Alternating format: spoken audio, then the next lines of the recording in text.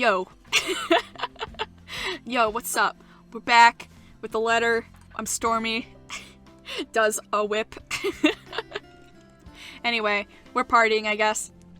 With a sigh and admittedly a little disappointment, I tuck my mobile back into my pocket and follow after him. So much for a date. Why'd your mic change again? But even with familiar company, this is somehow shaping up to be a terrible evening. Do you wanna go join Marianne in the cellar? The party hits full swing an hour later. With the host opening remarks given, still no sign of her husband, the poor woman, and the guests promptly fed, the band shifts to a melody of a livelier tune. Soon laughter and the rhythmic tappings of shoes fills the room, all in accordance to the lifting strains of music.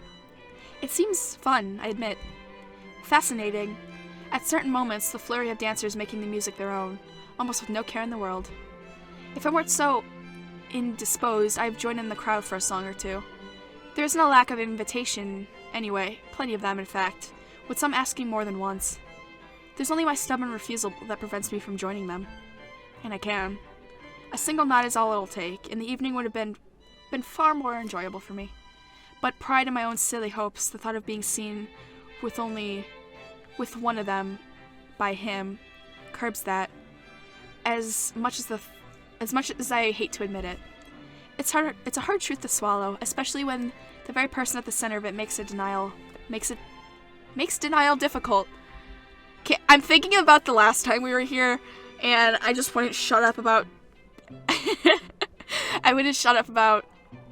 Rebecca being Amy, and I was like, wait, would Ash be Sonic or Shadow? And I ended up choosing Sonic. That was so long ago. That feels like... See, it feels like it was yesterday that I did that because I remember it very clearly, but also, it's so long ago. Oh, man. Can't even spare me a minute of his attention, or a single glance at me the whole evening. Well, hey. Hey, Zach. Well, Zachary might have spoken more words to me. The big guy's busy covering the event to boot. But at least he manages to slip in a conversation or two between takes, a small wave of his hand when he passes by. What's Ashton's excuse? He's been flitting in and out of sight the whole time. One moment he's hanging around a small group, and another he's hovering around the string band. Just a second ago, he's wolfing down some deviled eggs by the buffet table, a glass of wine in hand. The next thing I know, he's gone. If I didn't know any better, I'd say he'd only agreed to come with me for another reason. I swear, the next person who asks, I'm dancing the night away with. Ashton can go fuck himself. You would catch his eye a lot better if you wore nicer clothes, don't you think? God, do we have to do this conversation again? Hi, Hannah. Her voice almost makes me jump, too focused on the gobshite wandering around the ballroom and my own annoyance to notice. If she's heard any profanities I've mumbled, or she's taking notice of my discomfiture, she makes no comment on it. I've never heard these words, merely greeting me with a smile when I turn my attention to her. Miss Hannah Wright gives a whole different air when she's not speaking to an audience. Homely, a bit too friendly for my liking, but I guess that comes from being raised in such an environment and having to deal with pompous, snooty people. Though, I suppose nothing has really changed from years ago. I remember her carrying herself in the same manner during the one and only visit. Does she remember any of it? I won't be surprised if she doesn't. It has taken me a while myself. She probably met a lot of people, like little Becky, throughout the many years she probably already forgot about me and my parents. People like her thrive on connections after all.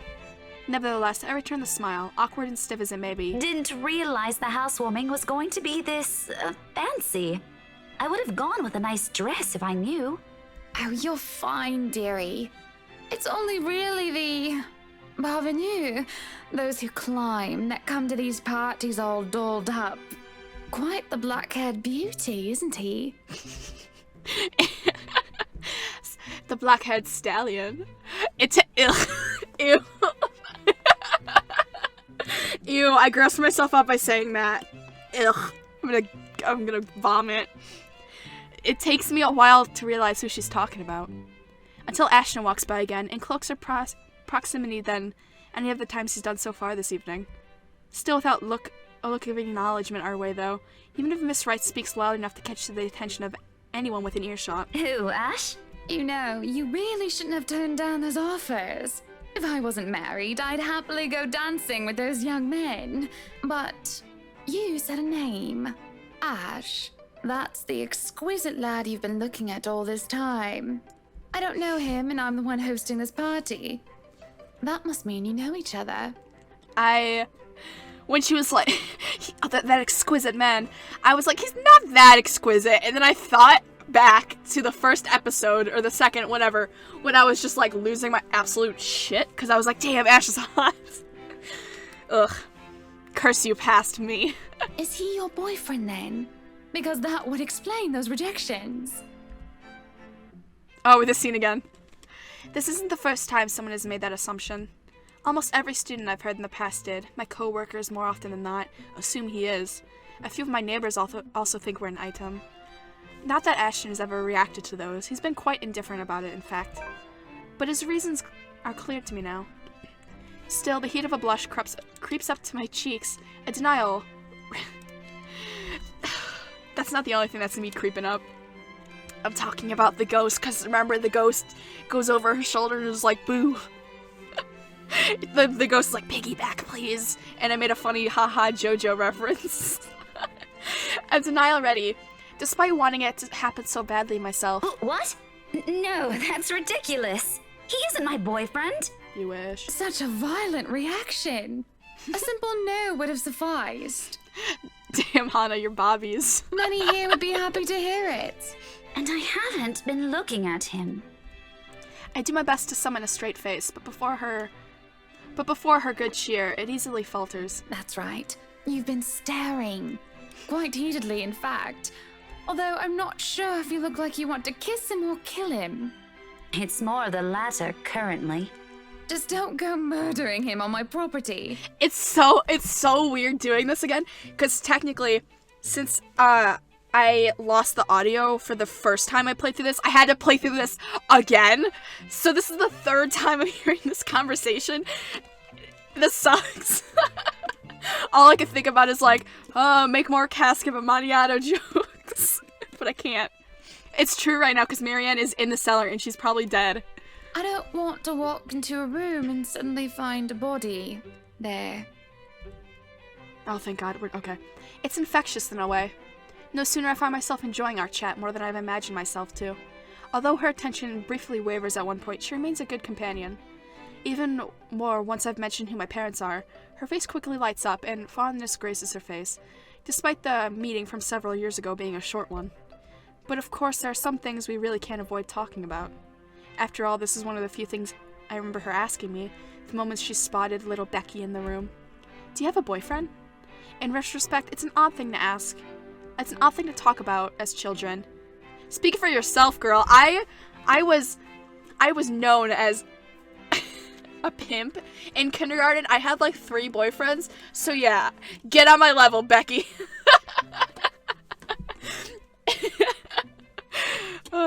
It's so yes, stupid. oh, I remember you. You were the cutest little thing with glasses. Oh, stop it. And when we met, you were having boy troubles with this lad called something with an A. I believe I still have the clothes she gave me, chosen also I can impress him. And even back then, Ashton always been denser than a rock. And that one attempt to get him to notice backfired spectacularly. I can't pronounce that word either. Sure, he's keen. He's a detective, for heaven's sake, but feelings, more than often not, escapes him. He's not entirely clueless about it, I know. He won't be harboring affections for someone else if he is. Only those that aren't his own escapes him. What was it again? Aaron, Alan, Adele, Albert, Alexander, Andrew?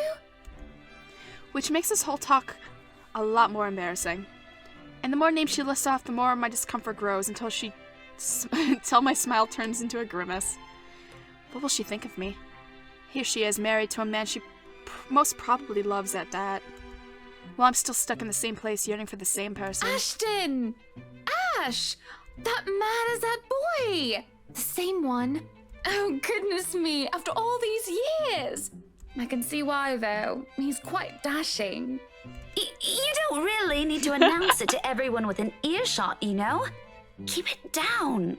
I'm so sorry, but it really is cute.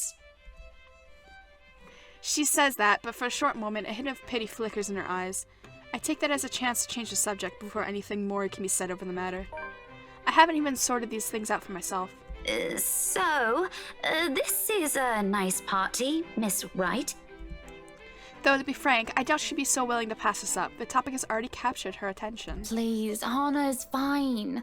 We're friends of a sort, aren't we? We must be friends, seeing as I know about your little infatuation, Becky. Don't you worry, dearie. You'll have your happy ending yet. I'm trying to get them together, Hana. You have no idea. I'm not too concerned about that, am I? That's not what I'm looking for. Oh? And what makes you think that? Doesn't everybody want their happy ending? The idea of happy endings sounds like they're just for fairy tales. And they are, sorta. I don't think you can just sit around, trapped in some tower and hope for the best. If you love them, you have to fight for it, right? You're not just going to sit there and hope that everything will just fix itself on its own. Like everything, you have to work at it. Did I say this the first time? I don't remember, but that's like really rich coming from like Rebecca, who won't even say anything to Ash. And she's not fighting either. She's just mad and like kind of causing drama within the friend group because she literally just won't talk about it. Yeah!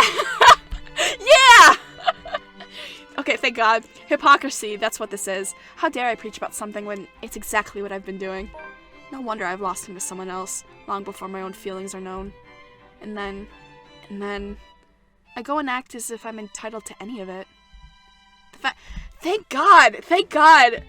I've been waiting, I'm like, come on girl, you have to be self-aware, it's some capacity, you have to know. That by virtue of us growing up together, he must return whatever I feel for him. That he's not allowed to look at another, because I'm the only one who stayed by his side the longest. When in the first place, Ashton has always been his own person. This is something I cannot force on him. I can only hold on to these, take care of it, until the time comes that I can confess to him. Great, if he reciprocates, but if he can't, if he won't. Selfish, I've been too selfish. Yeah, a little. I'm not gonna lie. But what do I know? Like, she's allowed to hurt, but that she shouldn't be taking her hurt out on other people. I'm sure the daughter of the two greatest professors I've ever known is smart enough to know what she's talking about. At one point, maybe I would have agreed to that. However, the past weeks have also seen changes in the way I view things. As nice as these things sound, it turns out whatever I previously know may not even be true for other people, or for myself. It is sobering and almost funny how things I might have said with much certainty before now has doubts muddying each of them. Oh, here we go. The disaster. But there will be time to mull about this later, because when the hush suddenly descends in the room, a whole different issue rears.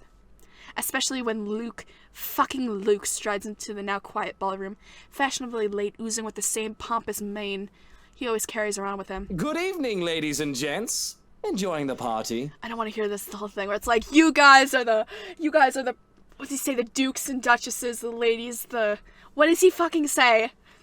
Of tonight's party. I hope I'm not too late in welcoming you all to the right mansion. Before long, Hana leaves my side to join him, and it doesn't take a genius to piece it all together. Welcome one and all to our humble abode. He's gonna say the thing. Tonight, if you have yet to find yourself in your roles, there it is. You are ladies and lords of the court of your king and queen. If you would excuse my presumptuousness. Why do I have to hear this line 3 times? It's 3 times. Ugh, I hate him. So, enjoy the feast that has been laid out for your senses, as we only allowed the best to be served. Sure about that. If everything here was supposedly the best, then why are you here, Luke? Ah! Enjoy the rest of your night, everyone. His attitude, the manner he carries himself around people, his unfamiliarity with that part of the city. A fucking course. I should have known. Although, I'm partly at fault here. Tabloids and gossip columns have never been really my thing. I should have also expected that whenever Luke fucking Wright is, some sort of drama will sure follow. He seems the kind of person who revels in it, figures it'll find him on his own, even when he's not asking for it. Oh, yes! Oh, third time's the charm, baby! Let's do it! And, oh, God, do I have to edit the, how to do it to him guy on Luke again? I can't.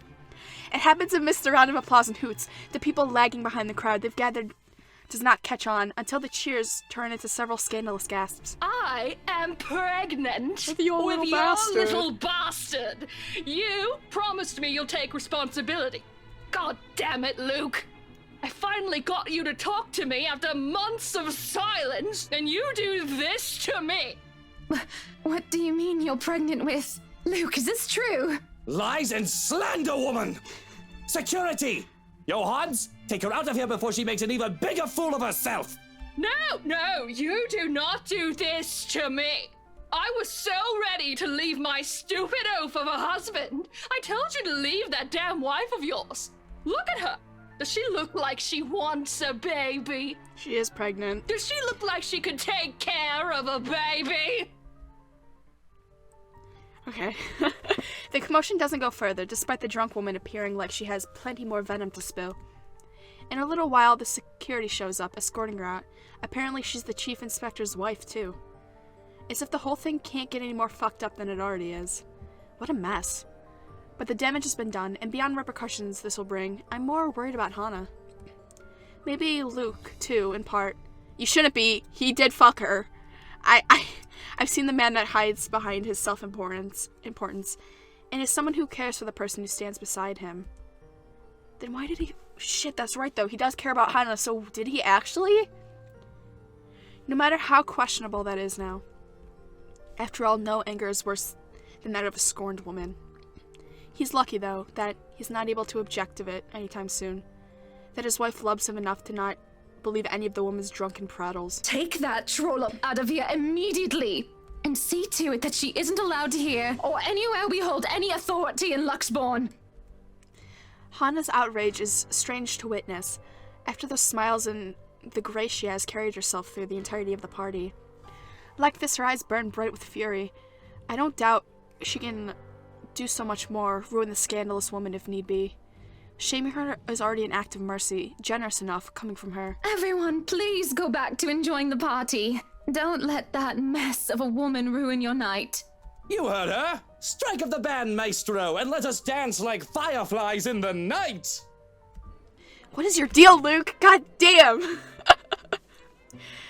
Yet, when she turns to Luke, eyes gleaming with hope, something feels off. Something I can't quite place. Hers is not the face of a person who so ardently loves. There's a lack of tenderness in it, an absence of warmth and sincere affection. It's the kind that constricts, suffocates. Well, that was a mess, wasn't it? And you handled it magnificently. Is she gonna kill Luke? It happens. We are very important people, are we not? No one seems to have noticed it, however, and at their command, music resumes. There's a brief lull, a reluctant pause before the place comes to stir again, but shortly the buzz returns to the room. Dancers have once again taken to the floor, and their guests' excited chatter begins anew. Maybe it's just my imagination? Milady, would you like to dance? With pleasure, my prince. Yeah, me too. An unsettling feeling in my stomach remains, however. Even as the strained atmosphere dissolves into merriment, even as I watch the couples lose themselves in the moment, or people around them join them in it, could she just, like, faintly hear, like a... Help! Help! I'm in the basement! I'm in the cellar with the rest of the bodies! Marianne's just, like, I shouldn't joke about that, she's probably dead. But she's just like, yo, guys, can you, like... Can you get me out of here? I don't want to be here. That's not his move, like, punching the ceiling, by the way. Or pretending to punch the ceiling. I'm punching my hand. Oof. Even as I watch the couples lose themselves in the moment, or the people around them join them in it, it grips me all the more when, once I leave the hall, the last glimpse I catch of Hana is her smile. A thin, unearthly one spreading across her soft features. The porter closes the door behind me with a soft click, but all I hear from there is chilling whispers. Those that seem to echo along with the familiar grin in my mind. Oh my God, it's gonna. Oh my God, are we going to the basement with? Whew. Okay. I was like, are we gonna somehow make our way to where Marianne is? Cause like, could you imagine? Jeez. Anyway, we'll call it for this episode. I feel kind of bad because a lot of it was the exact same thing as that other one. God damn, this game needs to stop. This game's been like really cool recently where it will, it's obviously like, hey, there's a scene between like Marianne and Becca that we haven't seen before, even though we already played as Marianne, and oh, there's scenes that Zach is involved with that we didn't see in Zach's route. Like, that stuff's good. That stuff's really good. But then you have me replay the exact same scenes, and I'm like, please stop, please. This game is not made to Let's Play. But that's okay. Anyway, I appreciate you guys watching. Thank you so much, and goodbye.